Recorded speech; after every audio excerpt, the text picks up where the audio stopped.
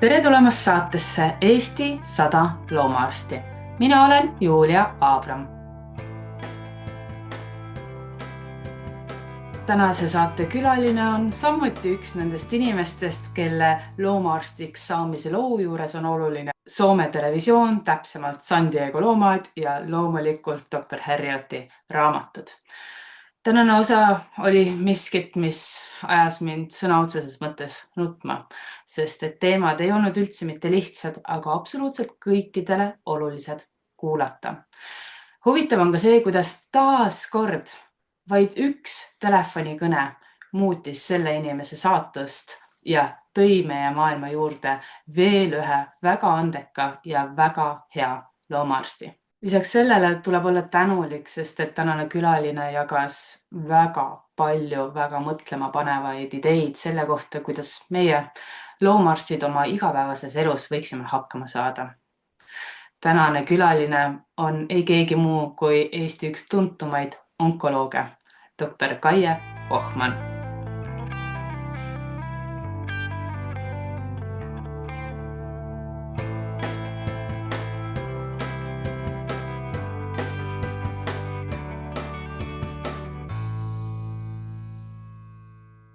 Kaie, ma näen, et sul on ka tugiisik kaasas. Kes sul seal on? See pisikapärdik või? Ja. See on üks minu nendest koeralastest. Ahah, selline. Jah, kus on Grifoon. ühte nägu ja aga ta on jah igal poole. No aga need väikesed. Ja väikesed koerad ongi vist sellised, kes tahavad oma inimest ja tahavad kogu aeg olla hästi lähedal ja ainult elaks niimoodi oma omaniku higist või ma ei tea, et kogu aeg on kuskil kaenlas ja varvaste peal. Täpselt, selja taga pimedas nurgas, nagu ma ütlen, see on kuidagi grifoonide mängumaa, et eelmist koera ma käisin ja otsisin taga ja keerutan ja ta hoiab täpselt sellesse pimedasse nurka. Ja. Alla vaadates ta on su jala taga ja üle õla on ta täpselt seal, kus su vaateväli ei ole. Ja. Just. Ja see oli nagu aamen kirikus, tema oli pimedas nurgas. Mis on ülitüütu, sest et ma olen niimoodi täiesti paanikas koera otsinud. Vaatad ühele poole, teisele poole, tema ka liigub seal samal ajal. Oh my god, Muki, kus sa oled? Kus? Ja siis ta nagu, ei, ma olen siin. Nagu... Kõrvalt inimesed vaatavad ja naeravad ja keegi ei ütle ka, on ju. Ja siis sa oled nagu niuke väga rumalas olukorras, eks ole. Ei tea jah, kus nad selle pimeda nurga nii hästi välja arvutavad, et täpselt seal olla. Täpselt.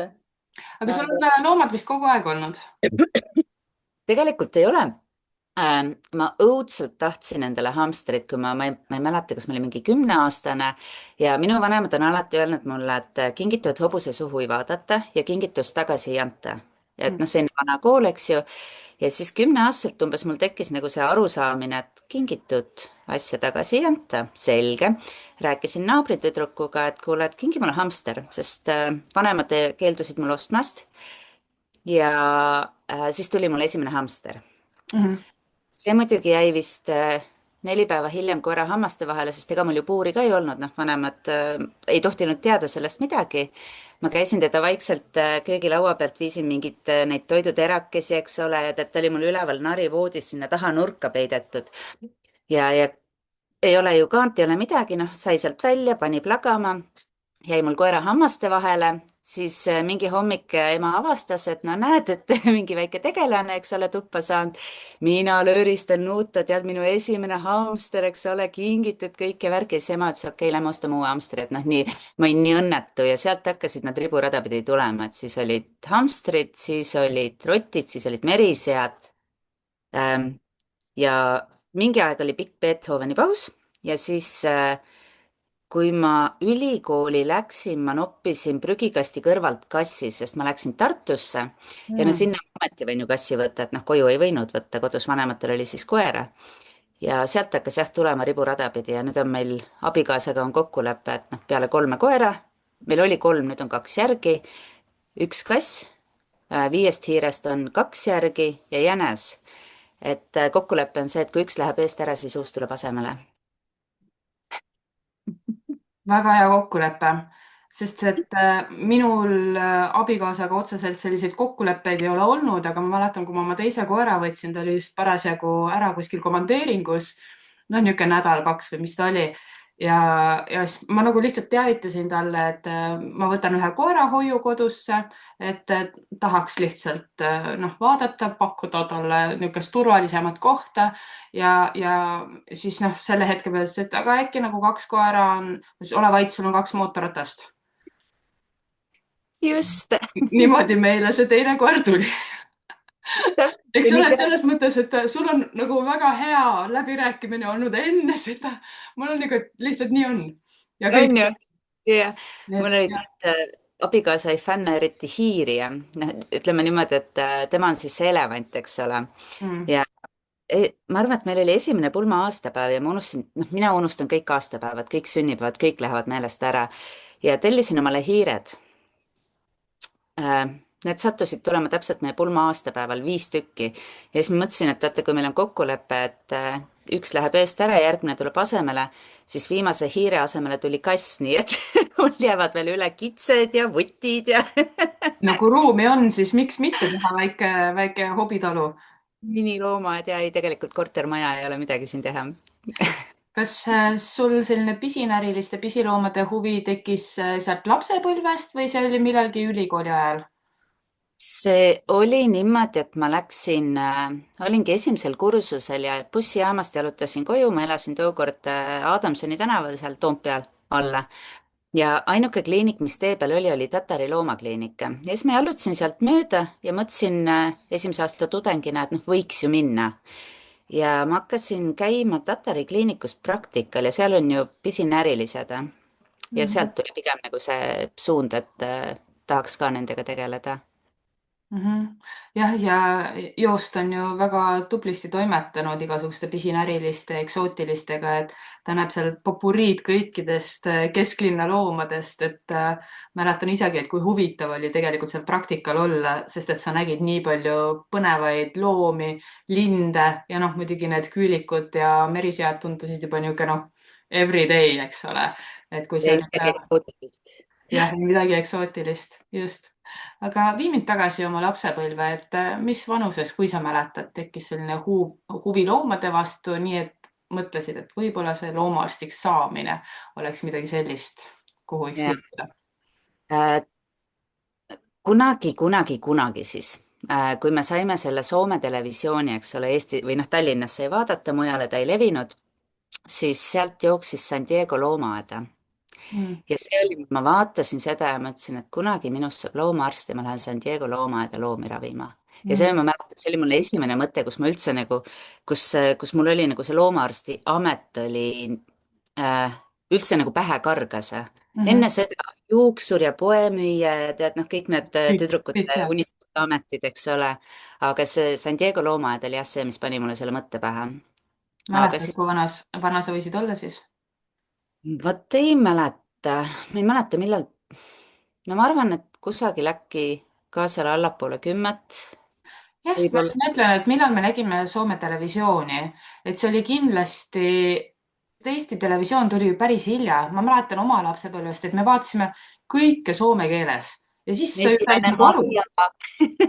Ja siis mingi hetk sa avastasid, oi näed, nagu mingid Eesti kanalid on tekkinud ja Eesti kanalite peal on nagu mingisugused ka multikad, mida saab hommikuti vaadata ja loomulikult on seda nagu mugavam vaadata kui Soome televisiooni, pluss kui ma õigesti mäletan, et kuidagi nagu, et kas Eesti TV pealt hakkas varem tulema neid multikaid või ma ei tea.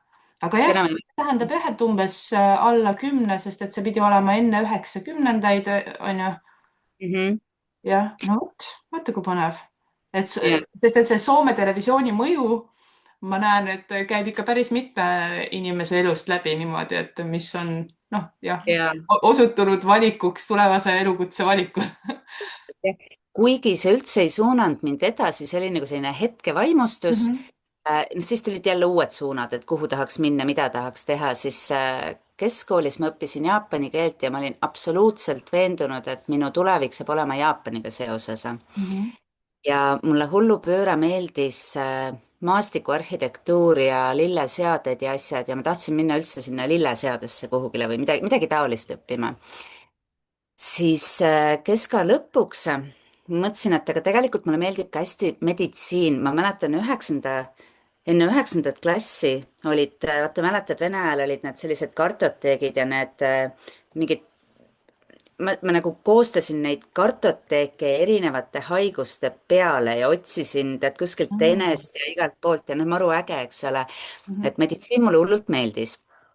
Inimesed mulle ei meeldi. No kuskil peab olema siis see kuldne Kusjuures kesktee. nüüd küll ei saaks aru, et sulle inimesed ei meeldi, arvestades sinu iseloomu ja kõike, millega sa tegeled.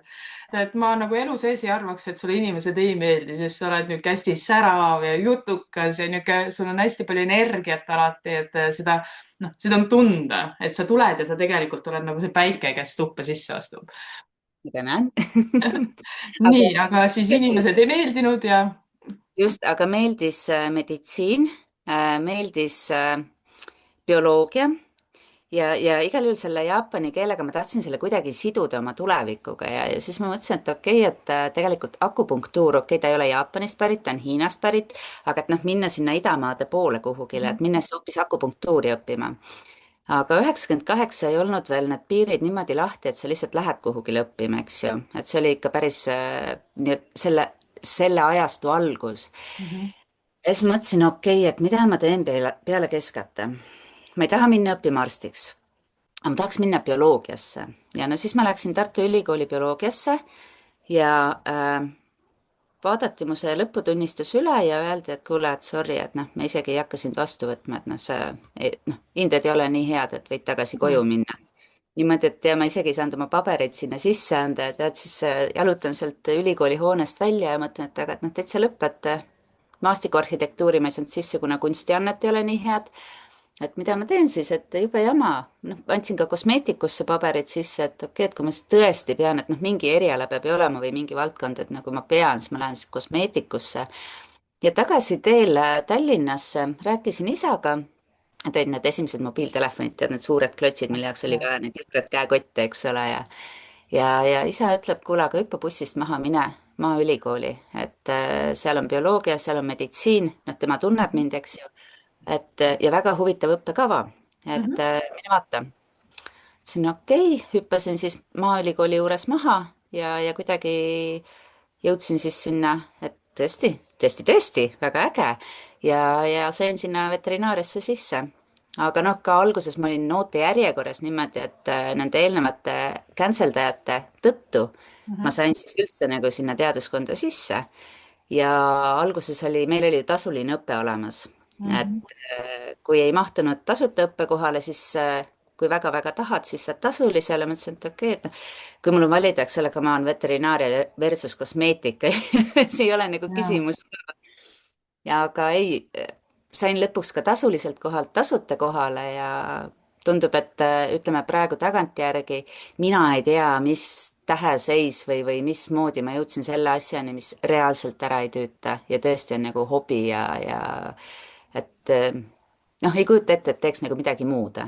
ajutiselt võib teha, aga ütleme niimoodi, et isegi lastega kodus olles tuleb see igatsus just veterinaaria järgi, mitte Mhm. mingi seade järgi või kosmeetikuameti järgi, et ikkagi veterinaaria, jah. jah, selles mis suhtes. on väga huvitav, et mind näiteks üllatab praegult see, et bioloogias öeldi, et hinded ei ole piisavalt head ja siis Mhm. veterinaarias on nagu, et noh, et sa saad sisse ja tegeled ja sa oled üks Eesti tuntumaid loomaarste oma valdkonnas. selles Mhm. mõttes, et sa oled nagu reaalselt esimene nimi, kes mulle pähe kargab, kui me räägime onkoloogiast. Mhm. et Mhm. kuidas see Tartu Ülikooli nagu see tase või niisugune nõudmised siis nii kõrged on? ma arvan, et võib-olla oli seis, et konkurents oli sinna suurem tol Mhm. hetkel, aga ma ütlen jumal tänatud, et ma ei saanud. Mhm. no vot, ja jälle huvitav on see, kuidas kõne isalt selline nagu ja see tõenäoliselt ei olnud väga pikk, sest kaua sa ikka kesklinnast sinna äärelinna sõidad, eks ole, et see on noh, alla 10 minuti täpselt, ja siis kohe seal noh, peatus on sisuliselt maja ees, eks ole, et võttes, et ah jah, ma lähen siin maha, mitte see, et aga ma olen juba pileti eest maksnud, võiks juba koju minna, et jah, ma ja lähen siin maha, lähen veterinaariasse.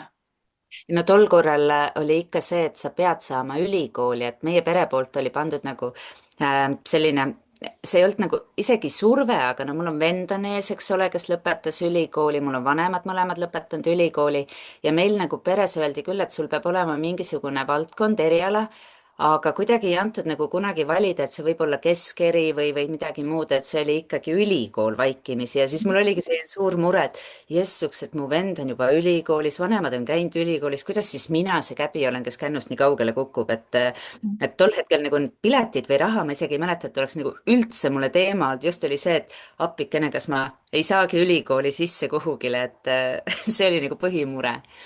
Aga Aga huvitav ka see, et jälle võrdlus, et bioloogia või kosmeetik, eks ole, et see on selles mõttes, et bioloogia, meditsiin, veterinaaria, et need on ikkagi nagu pigem raskemad erialad, kui võib-olla seda on kosmeetik, et jälle niisugune nagu äärmusest äärmusesse mõnevõrra. jah, Et kas mõni teine eriala ei olnud selline, mis huvi oleks potentsiaalselt pakkunud? tol hetkel ei olnud jah, mul oli parim sõbrants, kes tahtis kosmeetikuks saada. Sellepärast ka võib-olla tekkis küll mõte. jah, jah. Mhm. Ja aga veterinaariasse sissesaamiseks meil olid ju vestlused, et Mhm. see ei olnud ainult need lõpuhinded, me ikkagi pidime läbima ka vestluse, et miks ma tahan ja mis mind on ajendanud sinna minema. Kas see kõik Aga toimus ühel ja samal päeval või? ei, vestlus oli hiljem minu Mhm. meelest, et paberid andsid sisse ja siis oli vestlus hiljem.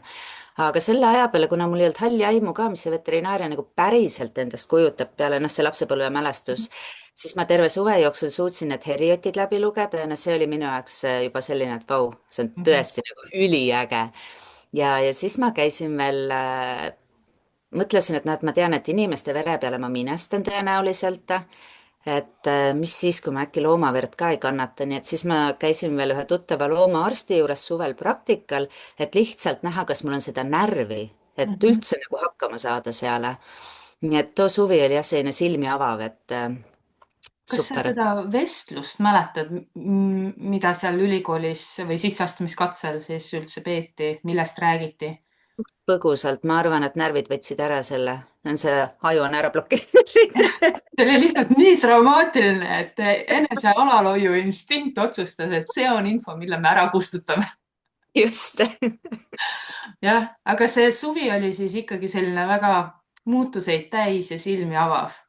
absoluutselt ja, mis, ja. mis tuli sulle üllatusena, kas sa seda mäletad, et mis olid need hetked, kus sul nagu, et vau, jaa, et sellest võiks saada tõesti see eriala, mis mind kannab?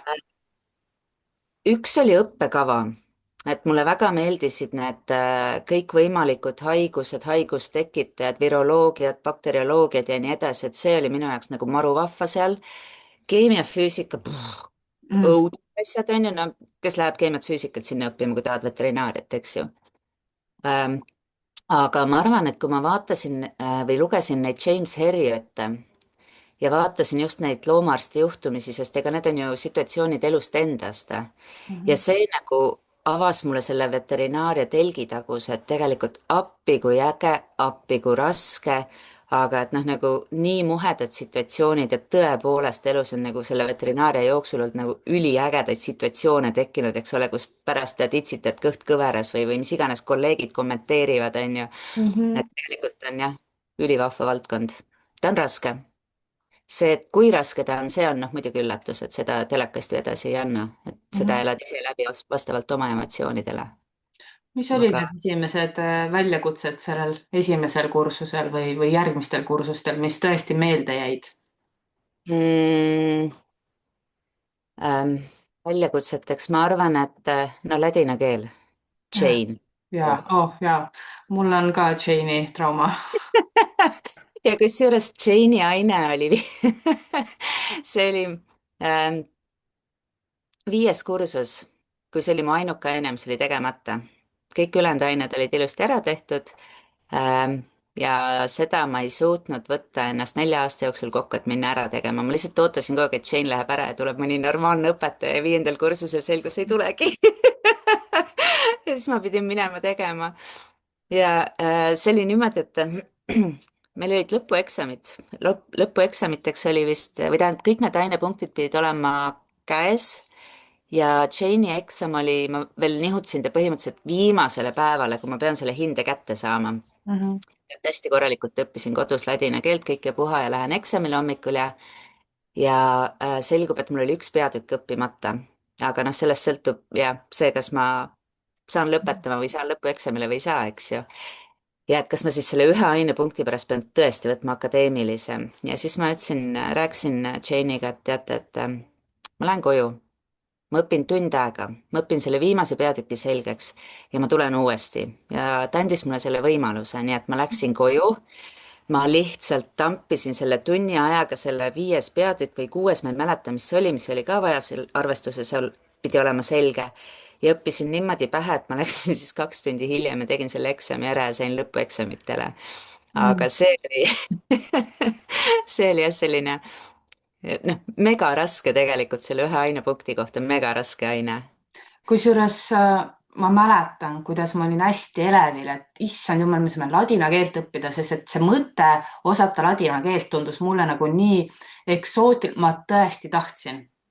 Ja ma mäletan, kui suur oli minu pettumus, kui ma sain aru, et see tempo on nii ebanormaalne ja õppemetoodika ei olnud selline, mis oleks mulle nii hästi sobinud, et ma oleks suutnud seda niimoodi õhust haarata ja ausalt jäi mulje, nagu me ei õpiks seal mitte veterinaariat, vaid ladina keele süvakursust eeldusega, et sa juba oled vähemalt 3 aastat ladina keelt õppinud ja tead, mida, et see, noh, talle oli see kõik nagu nii lihtne, aga meil oli, ma ei mäleta, et ma oleks, lõpuks oli see, et sa saad aru, et see on nii võimatu task ära teha, et sa isegi ei ürita.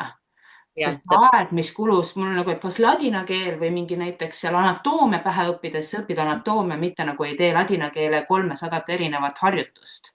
Ja isegi ei liialda, sest reaalselt seal oli mingi 300 rida, mis oli vaja ümber kirjutada ja pöörata igasse käändesse või mis iganes. Ja meil vedas, sest et pärast Jane'i tuli keegi teine, keegi meesterahvas. Ja tema oli vastupidi, ta oli nii leebe, nii noh, ta ilmselt ka jälle õppemetoodika osas ei olnud ta väga tugev ja temast lihtsalt sõideti üle, et noh, ka ma ei mäleta eksamit. Mure oli, aga ma ei mäleta, mis see tulemus oli, kuidas see läks, oli raske, kerge, üldse ei mäleta.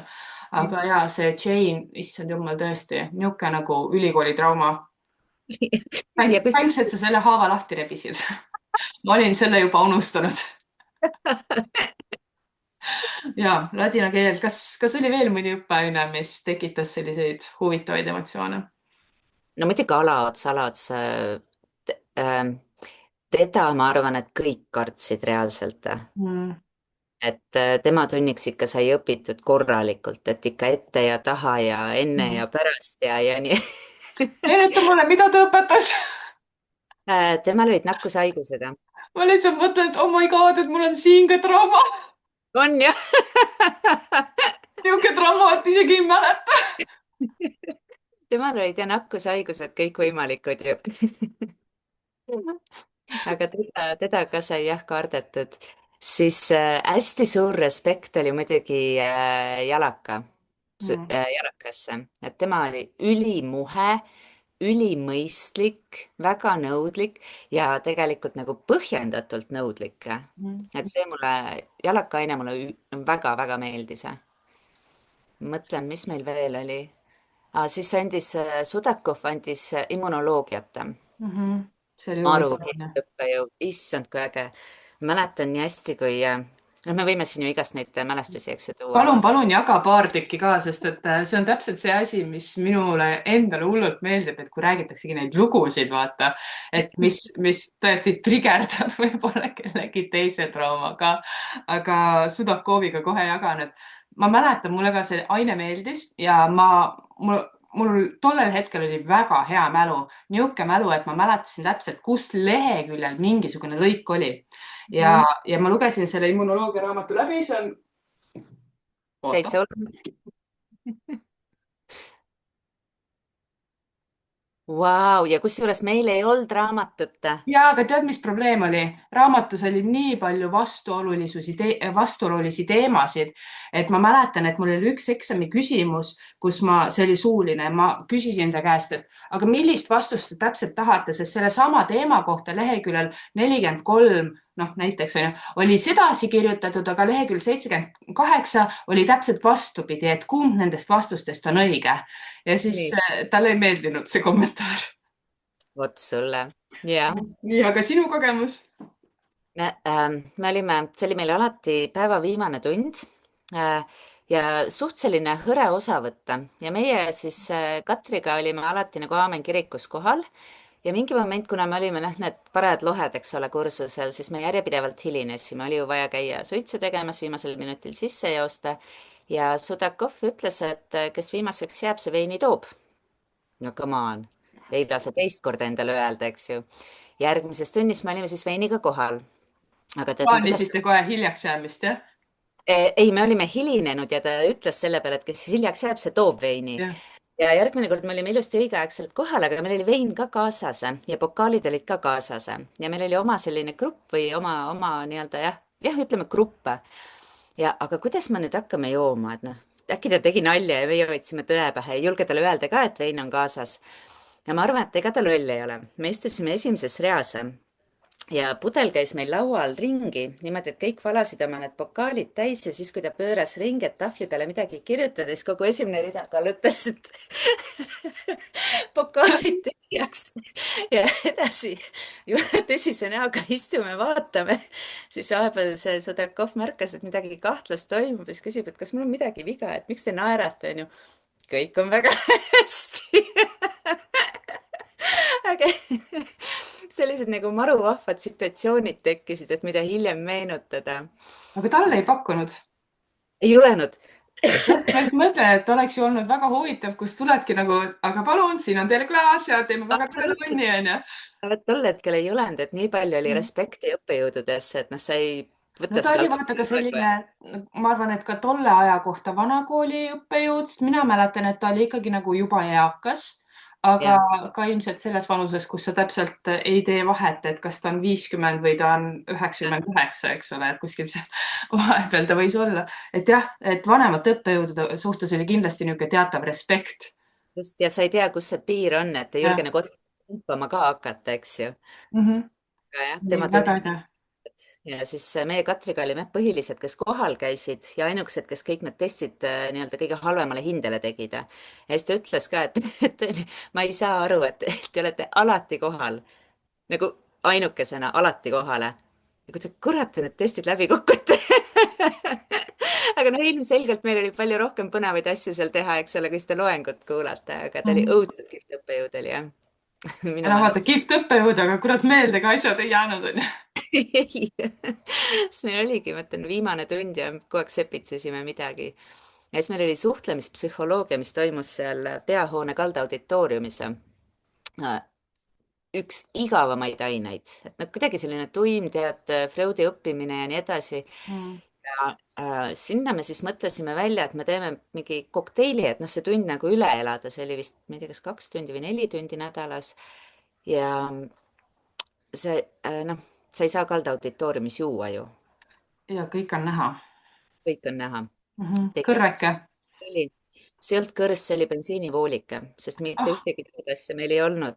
ja meil oli 2-liitrine pudel oli jalgade vahel ja siis see voolik liikus niimoodi edasi-tagasi, aga sa kujuta ette, mis aurud sealt tulevad, kui sa seda 2-meetrist voolikut 2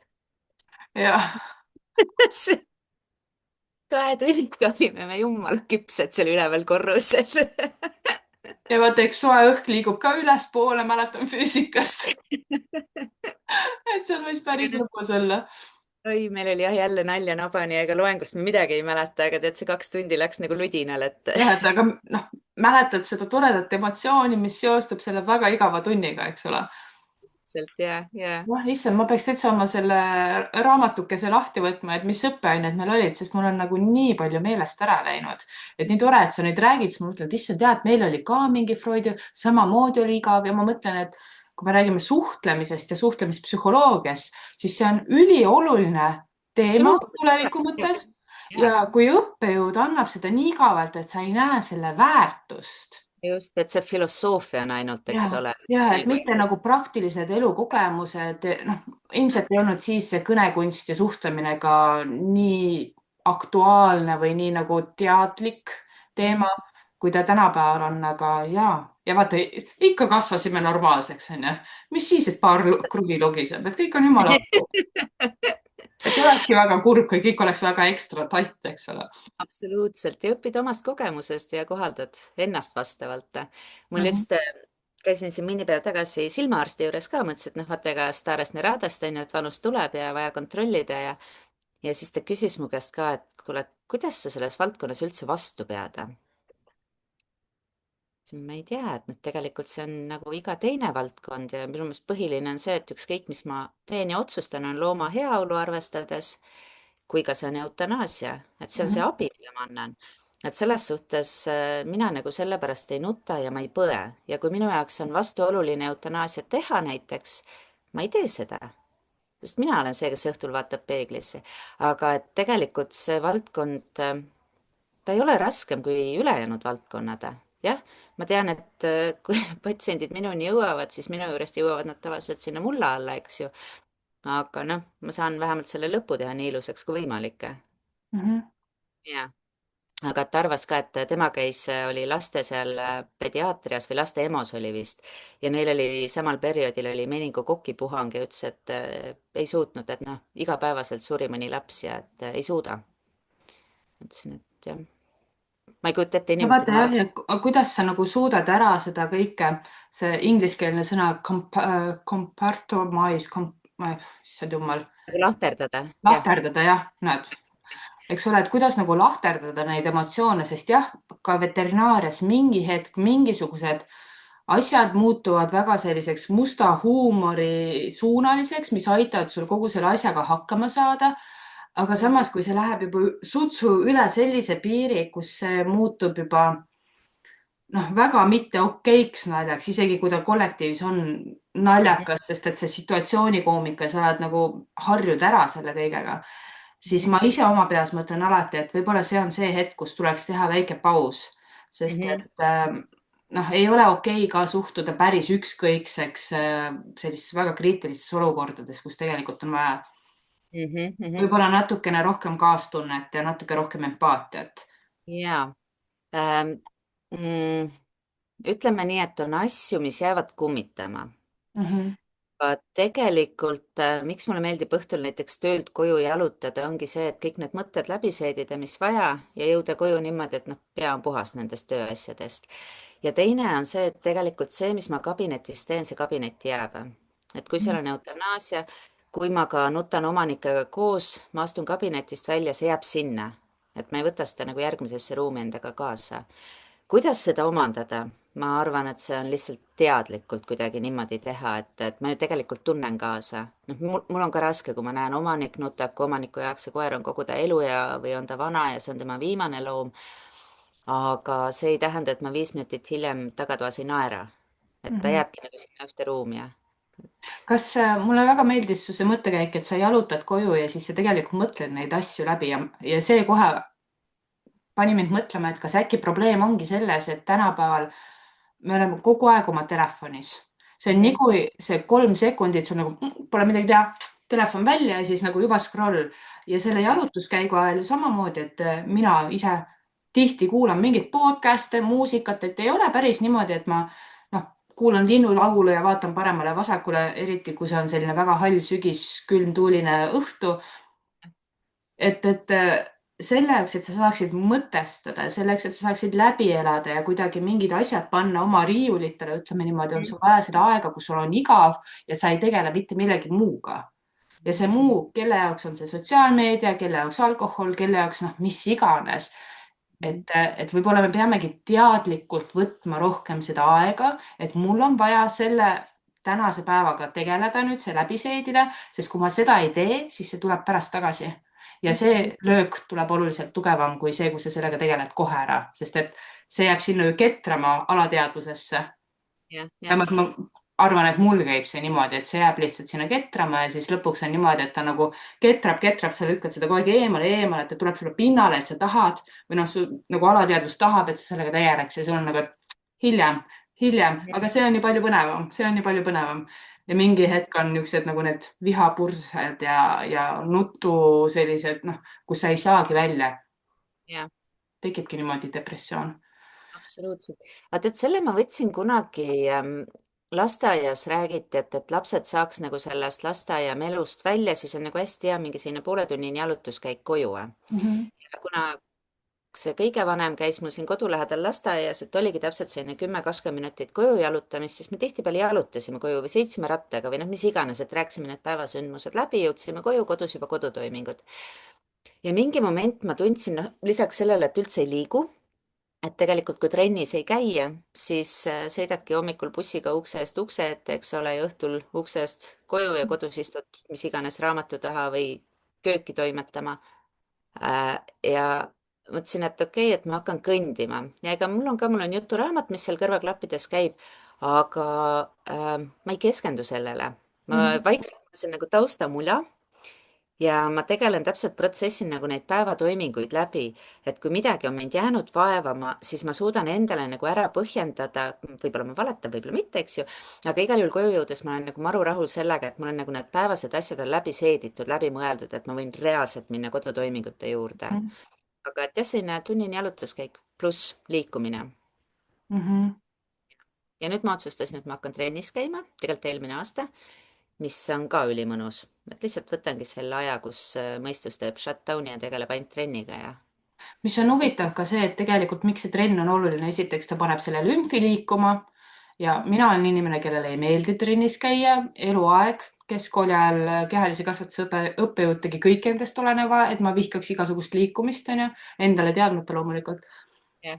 Ja jälle see, noh, kuna ma tudengitele korra aastas olen loengut pidanud elust pärast ülikooli ja see puudutab ka sellist aktiivsust ja vaimset hakkamasaamist, et siis ma olen sattunud ka selliste podcast'ide ja raamatute otsa, kus räägitaksegi, et sul on vaja liikuda lümfi liigutamiseks ja sul on vaja liigutada sellepärast, et see liikumine ja füüsiline pingutus on ainuke asi, mis põletab kortisooli. Ja Mhm. kortisool on see asi, mis tekitabki sulle seda pinget, eks ole, pluss jah. hingamine, sest et kui sa hingad nii on ju see süda, sest et sellest hingamisest hakkab süda lööma, keha valmistub surema, sest et Mhm. nüüd on midagi väga-väga halvasti, et sa pead põgenema elu eest võitlema. Ja kui sa jah. juba õpid ka hingama rahulikult, siis see rahustab kogu seda parasümpaatilist närvisüsteemi ja selle läbi ka tegelikult rahuneb ja alaneb kogu see stress. Nii et jah, väga huvitavad niisugused kooslused on. ja Aga kusjuures nii. ka tegelikult meil see kollektiiv seal Maxis on selline, et kõik inimesed märkavad, töökaaslased, ja kõik hoolivad. et kui mul, ütleme, noh, ma olen öelnud töö juures, et ma tulen üks päev tööle ja ma olen tõsine ja vait, sest noh, sellist asja pole nagu, sellist asja ei juhtu. aga kui on nagu mingi pingeline olukord, siis mul reaalselt tullakse küsima, et kas on kõik hästi ja täiesti südamest ma räägin ära, kui mul ei ole, ma löristan nutta, ma lahistan nutta ja nad on mul olemas seal ja nad aitavad mul seda asja nagu läbi seedida, et selles suhtes see kollektiiv, kus ma praegu olen, see on unbelievable. et meil on nagu meeletu teineteise toetus just nende, ütleme, emotsioonide koha pealt, et me ei Mhm. torgi, me ei käi peale, aga me oleme alati olemas ja kuulame. ma arvan, et sellest on ka abi, et seesama hästi populaarne on tänapäeval see toksiline keskkond, eks ole, kus töötada. ja kui suurt tähtsust omab see, et sul on maru kihvt kollektiive. Mhm. et noh, sa oled niikuinii nendega ju rohkem abielus kui oma abikaasaga, issand, Ja 5 päeva. nad näevad sind tõenäoliselt sinu elu kõige halvemates ja paremates olukordades just tööalaselt. ja, Kuidas sina ennast tunned pärast nutmist? ja. Jaa, kohati mulle tundub, et noh, ma olen selles suhtes, see nutt oli nõrkadele sellest koolkonnast, eks ju. Mm. aga et ma tunnen ennast oluliselt kergemini ja ma olen õppinud seda, et ma ei häbeneks oma emotsioone, sest vaat tihtipeale inimesed häbenevad. Mhm. ja mina ka alguses häbenesin, et pigem ma lähen nurga taha nutma, aga nüüd ma olen kuidagi leidnud, et issand, aga sellele nutule kaasneb nagu noh, nii hea arutelu ja tugi, et miks ma pean seda häbenema. me ei Mhm. oska keegi abi küsida praktiliselt Eesti naistest, eks ju, või Eesti meestest, ükskõik, okei, mehi meil on valdkonnas vähe, aga naistest, et ma olen seda õppinud, et tegelikult abi palumine ei ole häbiasi. ja kui sul on probleem, siis see ongi see ainukene, mis tegelikult sind aitab, et sa ise jääd sinna nõiaringi kinni et on Mhm. see siis perearst, on see kolleeg, on see keegi teine, et mina olen õppinud abi paluma ja minu jaoks ongi see nagu abipalve, et kui ma ei lähe rääkima, sest tihtipeale vaata, kui sa oled nagu ülihaavatavas olukorras, sa ei suuda rääkida, piisab, kui keegi küsib, kuidas sul läheb, siis siis hakkad veel rohkem nutma, sest et lõpuks keegi küsib su käest, kuidas sul päriselt läheb, on ju, sest sinnamaani sa käid ringi, mask peas just, ja nagu sa ei näita välja ühtegi emotsiooni ja ma täiesti liitun sinuga selle mõttega, et pärast nutmist on lihtsalt nii kerge olla ja minu jaoks on see olnud kindlasti selline nagu see nagu need rõhupotid on, eks ole, et sa, kui see rõhk välja tuleb, see onju, et see on täpselt nii, et see läbi nutmise sul see rõhk tuleb kehast välja ja alati tunned ennast nii hästi pärast seda. lihtsalt see, et sa oled selle emotsiooni välja nutnud, näost lipilapiline, eks ole, aga jah, olla on palju parem. nii et ma ka alati kõigile ütlen, et tead, nuta nii palju, kui tuleb ja kui suudad veel juurde ka panna, et teha eriti dramaatiliseks, noh, kui jah, tuleb, vaata, lase välja, sest see on see rõhu väljalaskmine ja elu on lihtsalt nii kerge pärast seda. ja jah, ja ma olen täiesti nõus sinuga ka selles osas, et abi tuleb paluda. Eesti inimestele, Eesti naistele on seda väga raske teha. ma ütlen, see on kindlasti üks minu elu suurimaid väljakutseid, on öelda, et palun abi, palun aita mind. ja ma ei armasta seda teha rohkem kui ühe korra, sest et kui inimene teab mind, siis ta võiks teada, et see abi palumine tuleb mulle väga raskelt ja kui ma ühe korra küsin ja appi ei tulda, siis ma lähen nagu veel rohkem lukku ja siis ma nagu enam abi ei küsi selle konkreetse inimese käest mitte kunagi, sest et see ükskord, kui ma küsisin, ta mulle appi ei tulnud ja jälle vaata, kui egotsentriline mõtteviis, sest et võib-olla ta mõtles muudele asjadele, ei saanud arugi, et see oli nagu abi, sest sa küsid abi ka läbi lillede, mitte nii, et palun abi, vaid sa ütled, et mis sa arvad, kui äkki keegi, mitte sina, vaid keegi läheks, viiks prügi välja või et noh, et jälle, kui komplitseeritud see on. jah, Kaia, mulle tundub, et me lähme nii heasse, nii sügavasse teemasse, mis on täpselt see, mida absoluutselt igast vestlusest ma ootan ja tahan, nagu südamest tahan. aga ma tahan ka teada, kuidas sa pärast ülikooli otsustasid liikuda aa, äriliste suunale, siis vaatasid, et ei, kirurgia ja siis on nagu, et oh my god, onkoloogia. et jah. räägi natukene sellest teekonnast ka. Ma käisin, ütleme, kui ma alguses nende närilistega hakkasin tegelema, ma olin Tatari kliinikus, eks ju, joosti ja doktor Vanema käe alla ja noh, ikka käid koolitustel ja tahad juurde õppida ja siis oli Hollandis oli Voorjaarsdagen konverents, kus oli paralleelselt onkoloogia ja närilised. ja ma arvan, et see oli juba päris mitmes aasta. Ai, enne seda tuli kirurgia, aga okei, ma räägin selle lõpuni. Päris mitmes aasta ma kuulan neid küülikute ühtesid samu respiratoortrakti haiguseid, eks ju, ja mõtlesin, et kurja, et ma enam ei viitsi, et eelmine aasta oli sama teema, see loeng seal vahepeal oli ka sama teema, Mhm. et mis seal kõrval plokis toimub? Ah, seal on onkoloogia. Oh, okei, lähme vaatame, mis see on. Ja ma arvan, et see oli aasta 2010, 11, kus see onko hakkas mulle huvi pakkuma. Pluss ma olin tol hetkel, ma olin juba Valdeku kliinikus tööl ja seal ma tahtsin kirurgiaga hakata tegelema. ja igal juhul kuulasin seda onkoloengut ja mõtlesin, et jah, et huvitav, et on jah mingid mumpsud, et mis tulevad nagu tagasi, lõikad ära ja tuleb kohe tagasi. ega tol ajal oli ju ainult see mummektoomia nii-öelda, et noh, võtad selle mummu ära nii nagu võtad. aga et sealt loengult ma sain nagu teada, et tegelikult see mumm elab täiesti oma elu. mõtled, jube põnev ju. Miks neid mummusid siis kontrollida ei saa, kuidas nendele mummudele läheneda, kuidas lõigata niimoodi, et see mumm tagasi ei tule. ja sealt hakkasin ma vaikselt siis sinna onko poole liikuma. kirurgia tuli vahepeal ma peale ülikooli tahtsin sisehaigusesse minna. siis ma avastasin Priit Koppeli ja Joeliga noh, ma käisin nendel juures seal Kose kliinikus õppimas seda kirurgiat nii-öelda, et kui nemad teevad, siis ma olen ka seal, vaatan ja siis ma avastasin, et kirurgia on nii äge ja siis, kui ma ise lõpuks jah hakkasin tegema, siis needsamad mummud hakkasid mind häirima, et miks nad tulevad tagasi. Mhm. ja sealt siis hakkas see onkoloogia pihta. aga noh, tol hetkel Eestis ei olnud ju mingeid neid onkokoolitusi, siis Joff aitas mind nii-öelda hakkas suunama ja aitas mul saada siis väljaspoole Eestit, et näha ära seda onkot, et minna sellega edasi siis ma tahtsin minna Inglismaale internatuuri juba onkoloogiasse, siis pandi Inglismaa internatuur kinni.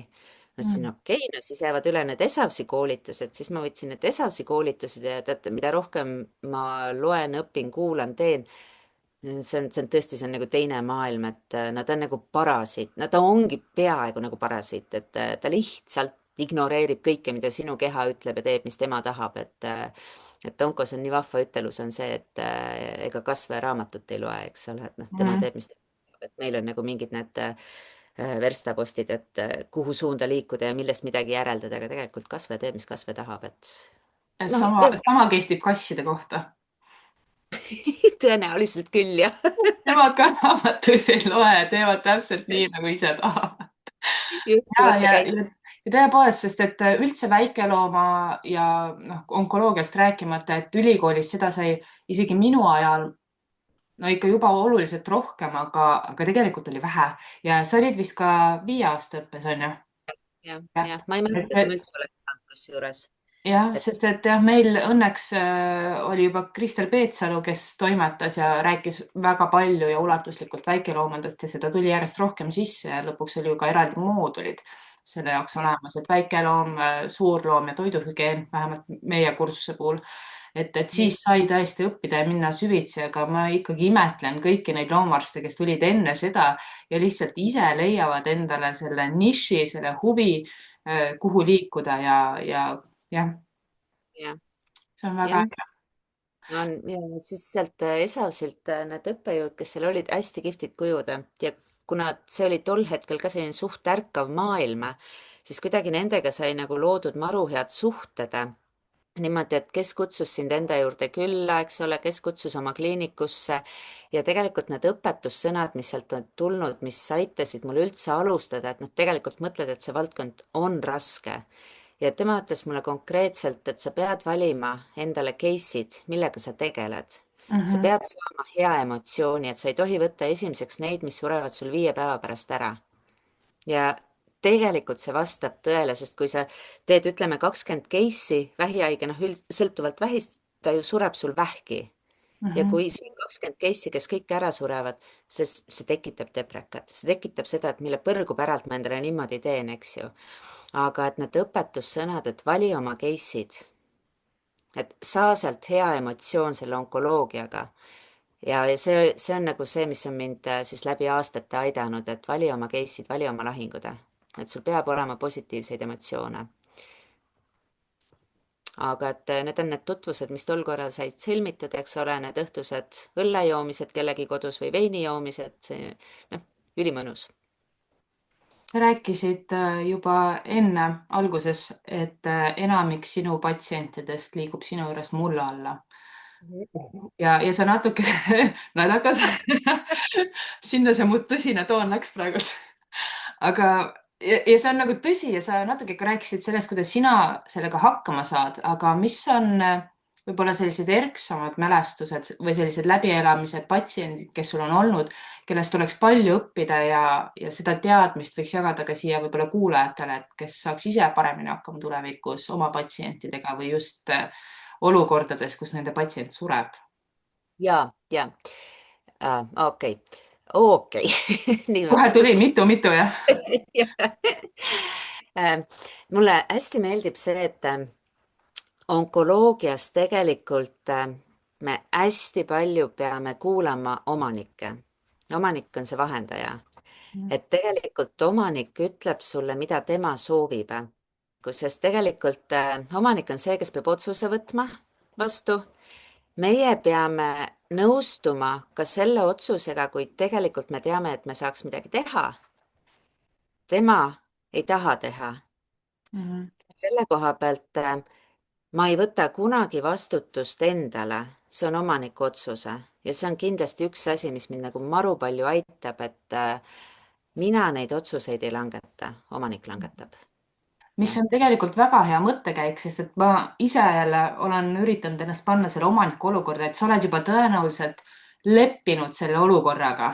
Sa oled juba teinud rahu sellega, et on aeg magama panna või päästa Mhm. see loom, eks ole, sellest piinast. ja siis sa hakkad Jah. nagu ümber veenma teda, mis annab talle ka selle uue lootuse, aga teistpidi see paneb teda ka väga ebamugavalt tundma, sest et ta ei ole kordagi mõelnud selle peale, et võib et olla mitte, jah. pikem elu pärast loomaarsti juures käiku, sest et sina oma peas juba otsustasid ära, et me lõpetame selle asja, mis tekitab nagu sellise meeletu dissonantsi Mhm. kehas ja vaimus.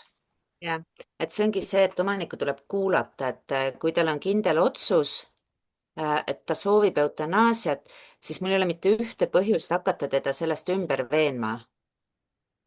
Mhm, Et milleks, kui ta küsib mu käest, kas mul on valikuvariante, et midagi veel proovida, siis jah, ma olen aus. Mina selles suhtes ma oma ametis olen aus ja ma olen öelnud ka, et muidugi mulle hullult meeldib, kui ma eksin igast prognooside, asjade ja diagnoosidega, aga et tegelikult ma tahan, et inimene langetab otsuse faktide põhjal, mis ma olen talle öelnud. mhm, Aga et ma jah, nagu ma selle koha pealt ma tihtipeale inimesi šokeerin, eks ole, aga kui nad tulevad minu juurde reaalselt vähiga ja ütlevad, noh, üks situatsioon oli see, et tuli omanik minu juurde, ma ei tea, miks ta mulle tuli. Tema kaebus oli see, et koer sõi ära ploomikivi ja siis mhm, see ripneb ta kõhu alla mhm. Täpselt. Ma mõtlesin ka, üritad mitte naerma hakata, eks ole. et muie tahab nagu tulla peale, et noh, kuidas ma nüüd ütlen, et see ei ole ploomikivi seal, eks ole, et see on mingisugune kasvajaline mass, ükskõik, on ta siis hea või on ta halb, on ju, aga et noh, sealt me peamegi edasi minema. aga et tihtipeale nagu inimesed ei adu, millega on tegemist ja siis ma tahangi, et neil on need ausad kaardid käes, et noh, näiteks see, võtame lümfoomiravi, et tõenäoliselt ta sureb lümfoomi. aga et kas ta sureb nüüd või ta sureb 1,5 aasta pärast. Ja siis on see teine valdkond, eks ju, kellel on keegi peretuttavatest on saanud keemiaravi, on põdenud vähki ja nad tulevadki nagu selle klausliga, et nad ei taha oma loomale sama. Mhm, ja siis on varem ma nagu, tegelikult ma ikkagi olen püüdnud neile öelda, et koerte keemiaravi ei ole see, mis on inimeste oma. et see on nagu esimene asi, mida ma ütlen. ja mhm, kui nad tunnevad huvi selle vastu, siis ma jätkan. ja tihtipeale ma küsingi, kui me oleme mingi haigusasja ära rääkinud, et kas keemiaravi teie jaoks on valik, et noh, sõltuvalt sellest me lähme nende järgmiste sammudega edasi, eks ju.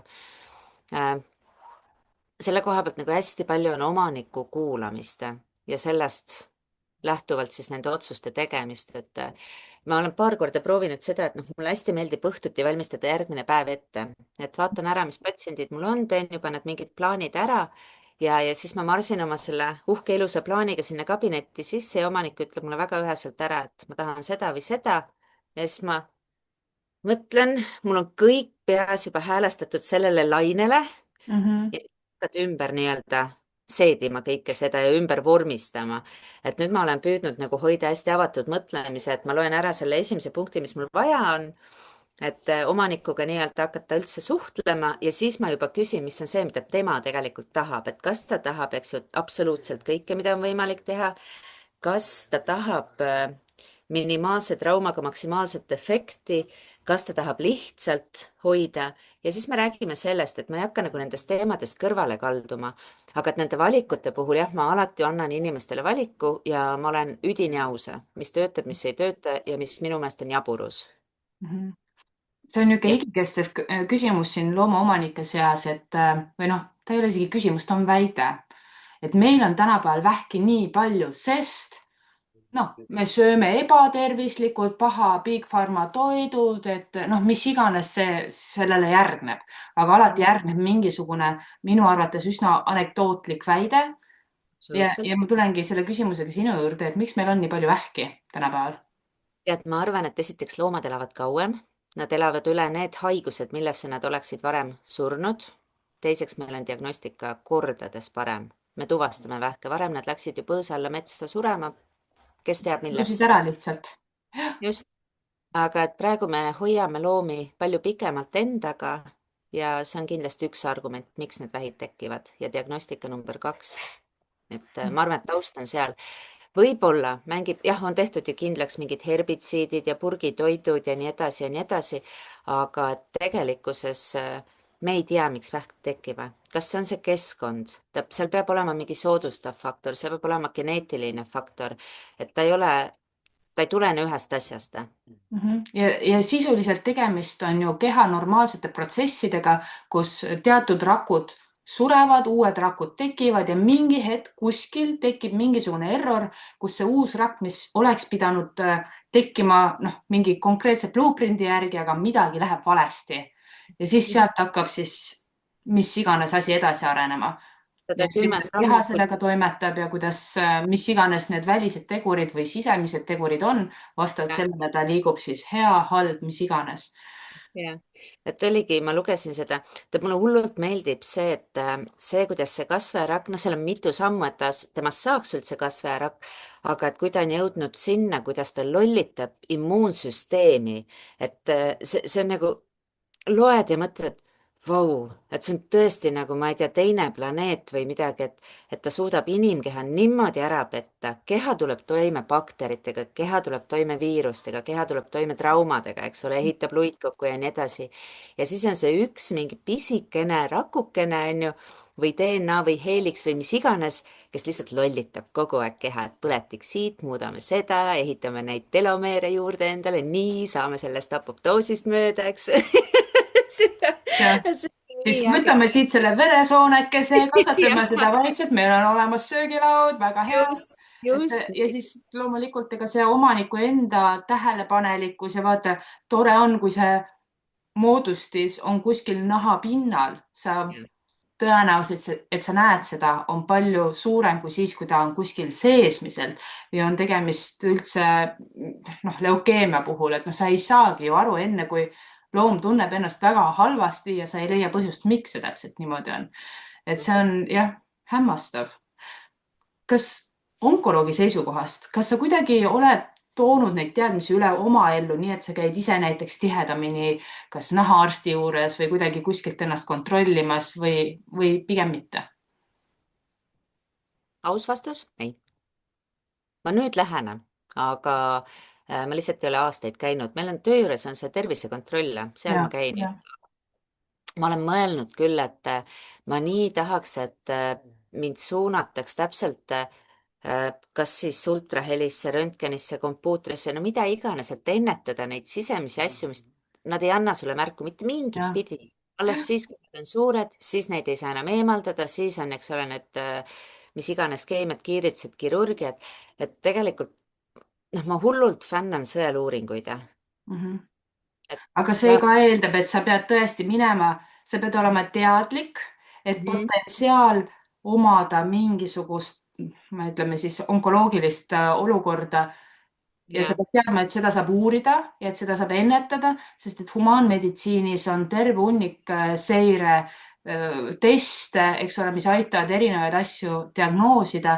Nahaarsti juures käimine, mis on minu puhul niisugune väga aktuaalne teema, et ma tõesti üritan käia vähemalt ühe korra aastas sünnimärke kontrollimas. Jumal tänatud, sest et mul on mitmeid sünnimärke ära lõigatud just selle, et võib-olla midagi on ja nüüd viimane ongi nii, et ma käisin täiesti väike mõttetu sünnimärk, lõigati ära. Kirurg oli veel ekstra niisugune, et ei, me teeme nende ülipisikeste pintsettidega, et minimaalselt välja lõikav. Ja tegelikult mulle tuli see kõne 6 aja pärast, et kuule, tule tagasi, et lõikame üle, et seal on midagi sellist, mis me peaks olema natuke ettevaatlikumad. Mis paneb nagu ju, ma olen kohutavalt tänulik, et nahaarst, kelle juures ma olen aastaid käinud, ta omas võrdlusmomenti selle, ma ei tea, aastataguse ja praeguse sama sünnimärgi vahel ja ta pidas vajalikuks mind tagasi kutsuda, öelda, et kuule, et vaatame üle, lähme lõikama. Et need nagu, see ongi see testimine, et sa pead olema teadlik, et sul on kas eelsoodumus ja on terve hunnik tõuge, kellel on eelsoodumus erinevate onkoloogiate jaoks ja jah, loomulikult see on rahaline väljaminek. Omanikule ju samamoodi, aga küsimus ongi, et kui me saame selle ju varakult kätte, siis meil on paremad võimalused selle looma või inimese elu säästa. Absoluutselt. Ja mõelda, kui siis seal oleks tehtud krüoteraapiat näiteks, on ju. Ma ei absoluutselt ei kommenteerida seda, mida see tähendab. külmutusravi põhimõtteliselt. Vaata sünnimärkidel need näsad, mis kasvavad jah, väljapoole, neil tehakse ju külmutusravi ka. jah, no aga seal jah, ega lähenetakse ju sünnimärkidele teistmoodi kui nendele nagu papiloomid on vist nad, eks ole, jah, niisugused jala peal sellised seene moodi, jah, seenekujuga. jah, et jah. millele mida tehakse. Ja, aga ei, mina olen ka ülirahul, kui inimene tuleb ülipisikese punniga, et las ta olla väikene, seda lihtsam on seda eemaldada, kui see osutub halvaks. Ja kui Mhm, ma ei saa FNA-ga tulemust, mis on nagu väikeste punnide puhul suht tõenäoline, ma lähen võtan biopsia ja kui biopsia tulemus ütleb, et täpselt on vaja üle lõigata, ma teen seda. aga et mida väiksema trauma ma loomale tekitan, mida varem ma selle asja diagnoosin, see on super. See mul on teeb selline küsimus kohe, nii.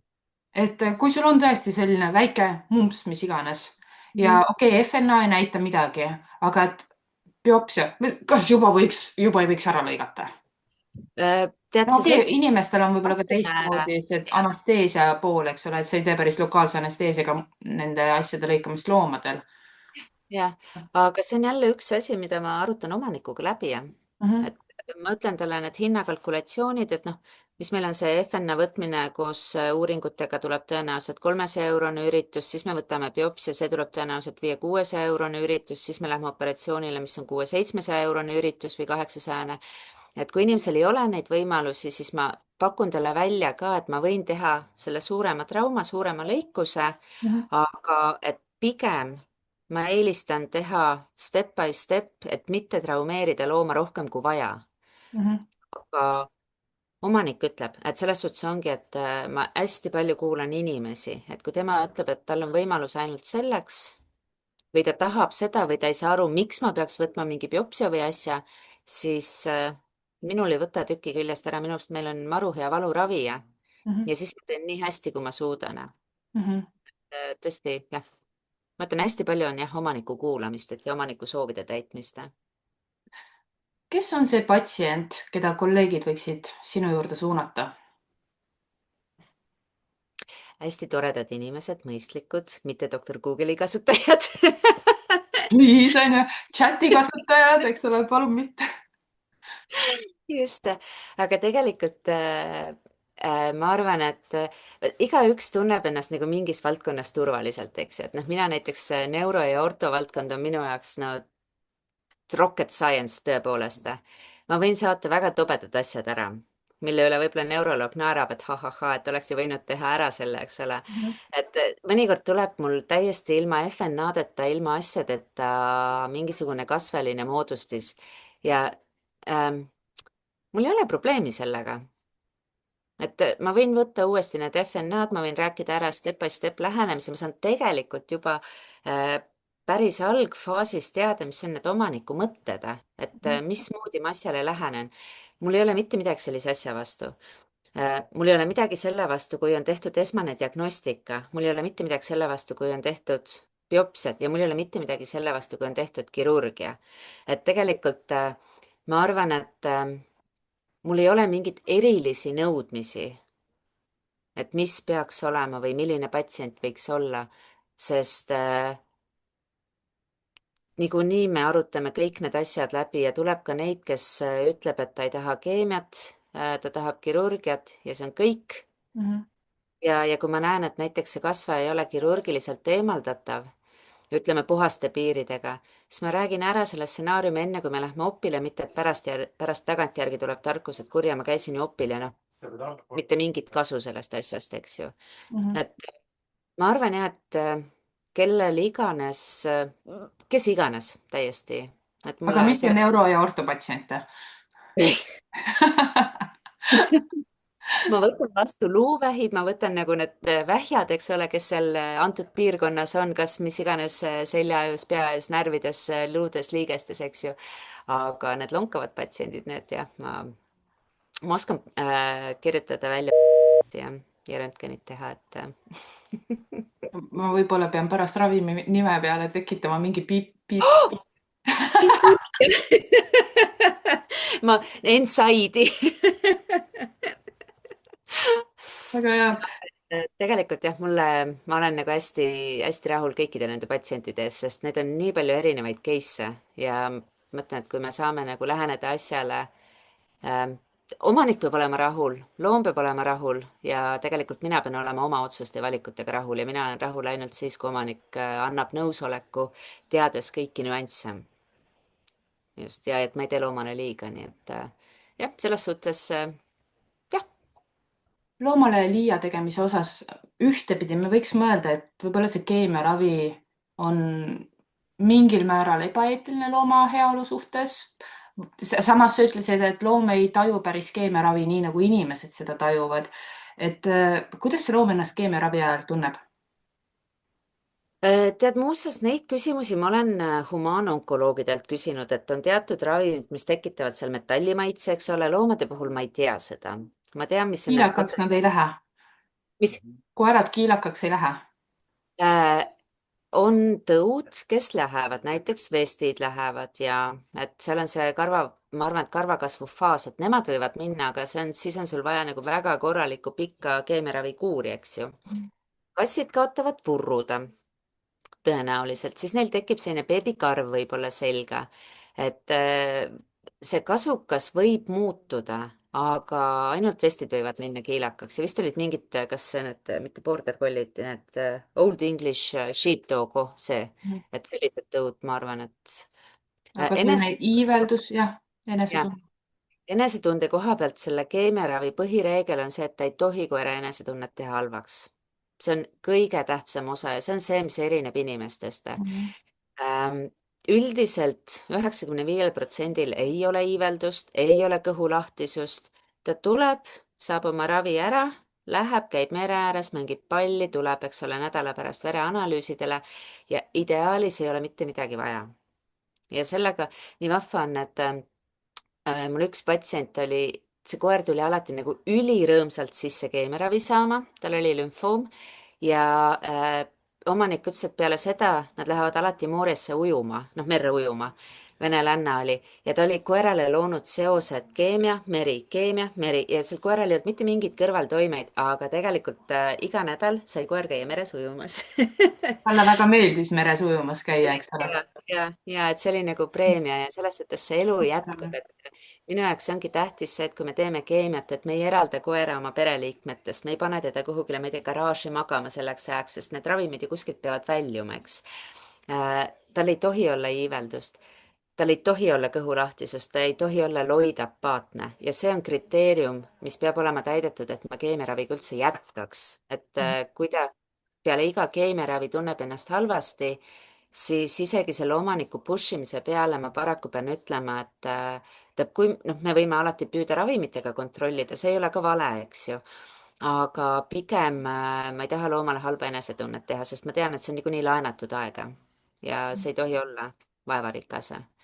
ja seal erinevuseks ongi see, et inimestel ju tehakse see keemiaravi, nad saavad ütleme ühe päeva jooksul seal, ma saan aru, et 3 erinevat ravimit.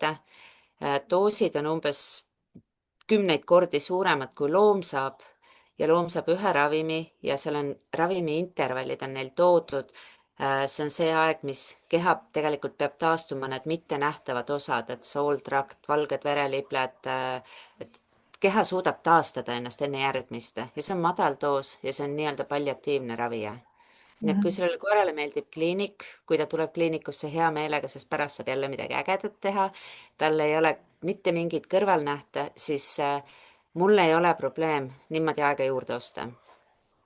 sest oma koeraga ma mäletan, ma tahtsin tegelikult hullult saada seda suve veel, 3 kuud. Mhm. teha ära kõik need asjad, mis mul on tegemata jäänud, sest kui sul tuleb see diagnoos, siis sa hakkad ju alati mõtlema, et ma pole temaga üldse nagu nii tihti tegelenud, kui ma olen tahtnud, sest kogu aeg, kas ma olen väsinud, kas on see vaja teha, see vaja teha, see vaja teha. et siis sa kuidagi nagu hakkad kõiki neid asju tegema, tegelikult see on meie enda enesetunde parandamiseks, aga so what, on ju. me ei ole Loom saab ainult kasu sellest. just, et kui ma saaksin nagu selle 3 kuud juurde osta, siis minule see meeldib. samas on inimesi, kes ütlevad 3 kuud, see ei ole seda väärt, et uuesti jõuda nagu sellesse seisu, kus ma praegu olen. Mhm. täiesti aktsepteeritav, et see on igaühe enda otsus, absoluutselt. Mulle väga meeldis see vastus. paneb kohe mõtlema, eks ole. ja me kindlasti peame mõtlema ju kõiki neid samu küsimusi ka oma enda elu osas, oma vanemate, vanavanemate elu osas, et milline on see elukvaliteet ja kui me võtaks pooltki, noh, inimeste seas ei ole eutanaasia lubatud tänasel päeval Eestis. Aga ma ei kujuta ette, et ma tahaks minna nii, nagu mul on siin paar lähedast läinud selliste piinade, vaevadega, et mul nagu palun andke mulle midagi, noh, ma ütlen, see pensioniiga, kui ma üks hetk sinna jõuan, on see aeg, kus mina võtan kõik narko, kõik, mis vähegi saab proovida, ma proovin ära ja ma loodan, et ma lähen kuskil ilma selle jah, piinadeta, see eneseväärikus on inimestele ka oluline, et loom võib-olla ei taju seda nii väga, kuigi ma näen, et kui ma oma vanamuti ära pügan, siis ta on väga häiritud sellest, et ta nii alasti on. aga et see elementaarne eneseväärikus võiks jääda inimestele ja võiks jääda ka loomadele. ja vot mingi moment sa küsisid ka, et mis ma nagu sellest onkoloogiast oma igapäevaellu olen võtnud. Ja kusjuures see oli üks asi, mis mind panigi mingi hetk mõtlema, et ega me keegi ei tea, kaua meile on antud. Et miks mitte nautida tõesti neid pisiasju igas päevas. Mingi faas ma jätsin tegemata mõned, noh, ma ei tea, lastega jätan sinna minemata, sest raha ei ole või jätan sinna minemata, sest aega ei ole. Praegu ma mõtlen, et poolfabrikaat, 5 minutit valmis, õhtusöök olemas, lähme nüüd, eks ole, ja teeme. Et hakkad nagu seda elu hetki hindama, et seda ma arvan, et ma olen sealt onkoloogiast võtnud. Mhm. Et mulle meeldivad pisiasjad, noh, mulle meeldib elada elu niimoodi, et ma ei pea kahetsema midagi. Ja samamoodi tegelikult nende lemmikutega, et tahaks osata elada niimoodi, et võiks ju, kui nad tulevad meie juurde, me teeme absoluutselt kõik nendega. Ja kui nad hakkavad meie juurest ära minema, tegelikult kuni sinnamaani me võiks teha absoluutselt kõik nendega, aga vahepeal tuleb see mingisugune pausilepanek ja siis lõpus võtad jälle nagu ennast kätte. Mhm. Aga et jah, see on küll nagu tulnud juurde, et nautida iga päeva täpselt sellisel kujul, nagu ta on sulle antud ja depressiivsed teemad, jah. ma arvan, et need on teemad, millel me peame rohkem arutama, me peame rohkem rääkima, sest et kui 100 aastat tagasi surm oli igapäevane asi, siis tänapäeval on see järjest rohkem nagu tabu ja minnakse, noh, see ei ole asi, millest me tahame mõelda, aga tegelikult nii nagu sa ütlesid, et tahaks nagu ka rahus nautida elu ja rahus minna. Et selles Ja. mõttes nii, et sa ei kahetse mitte midagi ei oma loomaga ega iseendaga, et see on ka olnud minu jaoks niisugune väga tugev mõtte shift. Et Mhm. pärast seda, kui mul üks lähedane inimene ära läks ja ma tema järgi pidin kõike koristama, mis temast siia maale maha jäi ja ma sain aru, et kui palju me tarbime asju, mida meil vaja ei ole.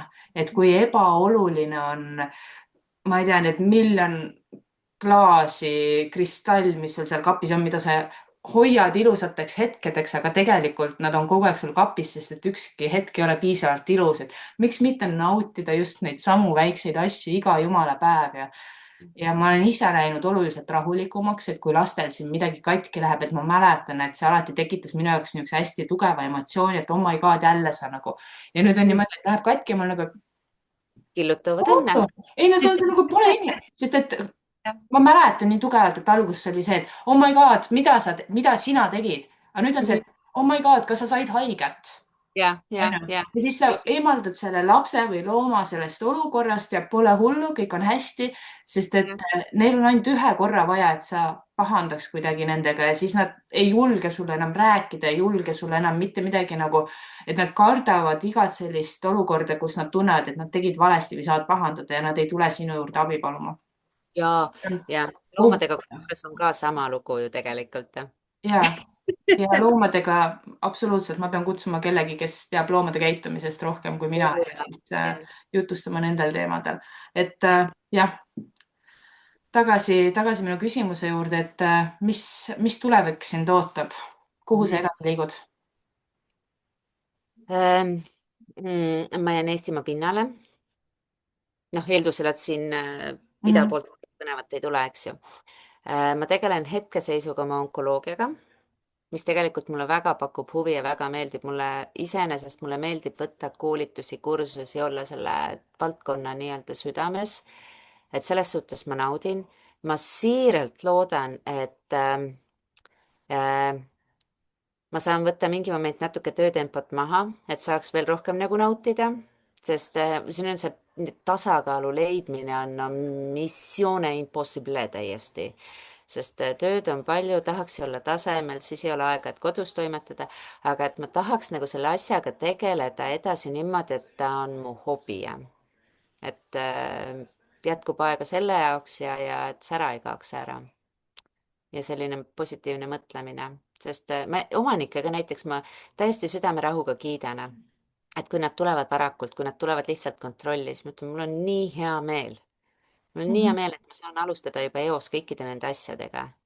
Või tuleb väikese mumpsuga, eks ole, või noh, täpselt see, et mul on hea meel, et nad aduvad, millega on Jah. tegemist. Ja Ja ma seejuures vaata ka, et ei ole kedagi, kes on nagu, et oh my god, ma ootan veel, et ma ei, noh, et see on veel liiga väike, et see ei tundu nii tõsine ja tegelikult just, kui sa saadki varakult teaole, et sa annad mõnele loomale kohe ikka mitu aastat juurde sellega. absoluutselt. Mul oligi üks väikene Yorki käis mõni aeg tagasi ja peremees Pepu pealt tuvastas tead sellise 5 millimeetrise väikse punni. Tema tuleb kohe onkoloogi juurde, noh proua ütleb ka, et noh, et minule nagu, ta ütles mulle, et minule ei tundunud see midagi, et las ta olla seal.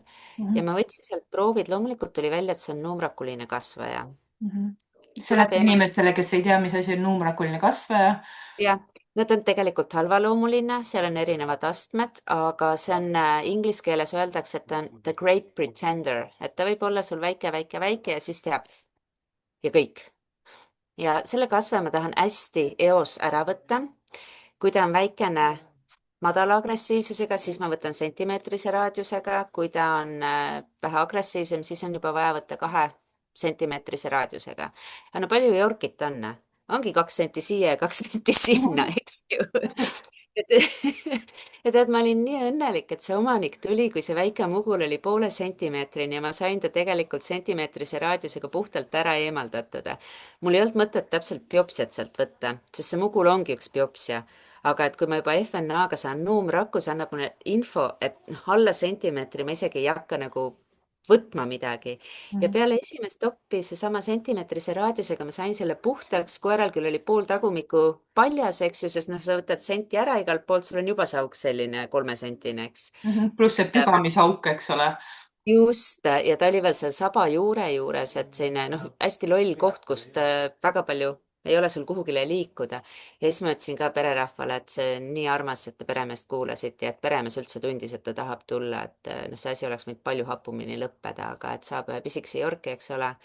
Mhm. Noh, võtad kasvaja ära ja tegelikult ravita terveks, kui sa tead, kuidas kasvajat eemaldada, et aga noh, muidugi seda ma ütlesin küll, et kui on üks nuumrak olnud, siis tõenäoliselt tuleb teisi veel, et nüüd pidagu nagu kõiki punne tähelepanelikult silmas, et need ei ole metastaasid, see on lihtsalt kehaomane. aga et jah, ma ikka omanikke ka kiidan, mõnikord ütlen, et noh, isegi kui nad küsivad mu käest, et mis te arvate, et kas on praegu õige eutanaasia aeg, et mõned, kes on pikemalt minu juures käinud, seesama diskussioon, et noh, et kui suur tõenäosus, et mis on nagu mu võimalused, et okei, me ravisime ühte vähki, nüüd on tal teine vähk, aga et kui ta tuleb minu jaoks absoluutselt õigel ajal ja õige aeg on see 2 päeva enne, kui asi läheb hapuks, umbes niimoodi. Mhm. ja siis ma olen küll omanikule öelnud, et teate, mulle kohutavalt meeldib see teie õiglane suhtumine ja nii-öelda elu väärtustamine ja elukvaliteedi, et üldse ei häbene seda ja olen ülitänulik, kui inimesed lasevad oma loomal minna ja ei ole egoistid ja ei hoia neid meeleheitlikult 10 küünega enda küljes. et see Kuidas on, omanikud reageerivad sellistele kommentaaridele, kus sa tegelikult ju kiidad, et nad tulevad õigel ajal, et kas see muudab nende olekus midagi nii palju, et võib-olla järgmise loomaga tulevad nad veel varem või ma ei tea, on sul selliseid patsiente ka, kes mitme loomaga tulevad sinu juurde? ja paljud jäävad käima, mis on nagu tegelikult kihvt ja siis tüdrukud töö juures naeravad, et Kaie, sulle pandi vaktsineerimise aeg, vaata, et see pass jälle tuksi ei keera. sest see ei ole asi, mida ma teen. Täpselt eriti jah. Mhm. aga et kui nad on käinud minu juures ja nad on rahul, nad tulevad ka järgmise loomaga, sest no usaldussuhe on tekkinud. ja minu meelest hästi oluline on inimestele öelda, et kui ma tegelikult toetan nende otsust, et see eutanaasia on antud hetkel õigustatud ja see on õige ajahetk, sest mis ennast jääb alati kratsima, on see, et kas liiga vara, liiga hilja, kas oleks saanud midagi veel teha. ma ei tea, kui palju see aitab, aga mulle endale tundub, et sellest on abi, et kui ma näen, et see inimene mõtleb nagu nii õigesti, nii minu moodi siis ma olen öelnud ka, et noh, see on super, et see on Mhm. super, jah. Mulle on jäänud väga tugevalt meelde Joffi öeldud sõnad, et pigem 5 minutit varem kui 2 minutit hiljem Just. eutanaasia puhul ja see on spot on. On ja kui ma olen näinud neid situatsioone, kus omanik on äh, sama valiku ees, siis ma olen öelnud ka, et tähendab, siit tagasiteed ei ole, siit on allamäge minek. Ja Mhm. tegelikult pigem anda talle võimalus minna sel hetkel, kui tal on sära silmis, et lihtsalt see teadmine on teil olemas, et siit läheb ainult halvemaks. Ja laseme tal minna siis, kui tal on veel sära silmis. Las ta magab. sa oled mind nutma. kuule, sa oled sa, niimoodi sa, sa viinud. tead, et mul on ka kodus vanamutike, eks ole, ja ma absoluutselt ei kujuta ette, kaua ta veel nagu vastu peab, et hetkel tundub, et ta nagu on paremaid päevi, on halvemaid päevi, et ma ei tea, et tal kasvajat oleks, on ju, nagu me siin välja selgitasime. aga ta on vana ja jah, noh, sära on silmis, aga mitte iga päev, eks ole.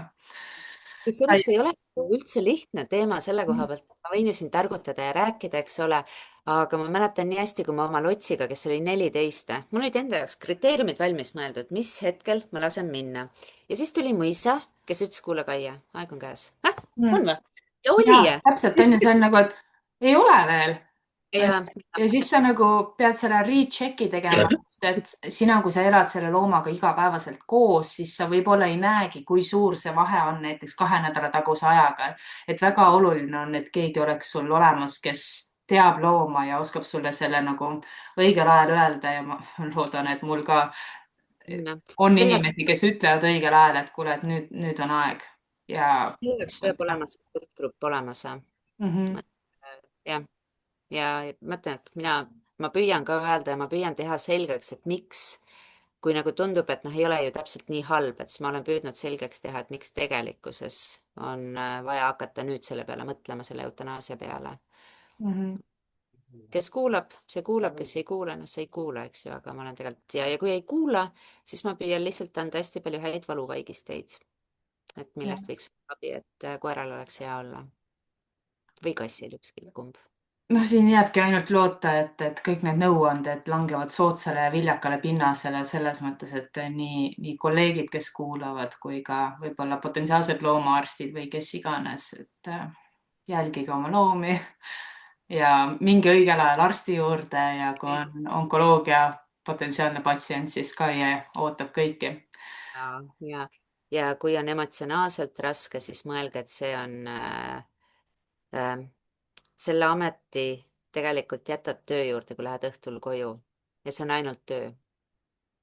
Ja otsused las teevad omanikud, meie peame andma tegelikult neile otsustamiseks lihtsalt selged vahendid. Mhm. et mina ütleks, et noh, me ei saa seda koormat ise kanda ei ja ole. meie oleme ainult võimaluste andjad, me ei ravi kedagi terveks. Me anname loomale võimaluse, me anname omanikule võimaluse. et see on selle, mina ei võta seda vastutust, et see, ma arvan, aitab mind nagu hästi palju, et omanik võtab vastutuse. Väga õige. nii. jah, mul on siin saates lõputraditsioon, kus Oh, nii. kus viimane külaline esitab küsimuse järgmisele külalisele, teadmata, kes see järgmine külaline on. ja sulle on jäetud väga huvitav küsimus, ma ei tea, kas sa oskad sellele vastata, sa võid läheneda väga loominguliselt, aga küsimus on, kas hobuse hundihammas on müüt või tegelikkus? Ma olen sellest kuulnud. Äh,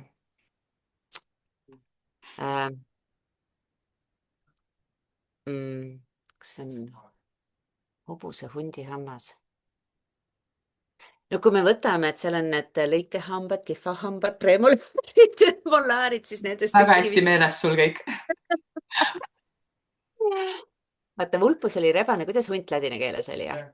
Ladina keeles on hunt, canis lupus, lupus siis, mis tähendab, meil on olemas intsisorid, meil on olemas molaarid, meil on olemas kaniinused, premolaarid.